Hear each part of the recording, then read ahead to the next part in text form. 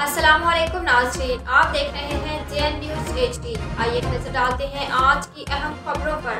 Jamaat Islami lucky Marwat के रहनुमा इरफानुल्लाह खान ने कहा है कि कराची मेयर नशस्त पर जमात इस्लामी के उम्मीदवार को कामयाबी बारिश का पहला कतरा है। ये सिलसिला इंशाअल्लाह मुल्क भर में चलेगा। इन ख्यालात का इजहार उन्होंने आज यहाँ मीडिया के नुमाइंदों से गुफ्तगू करते हुए किया।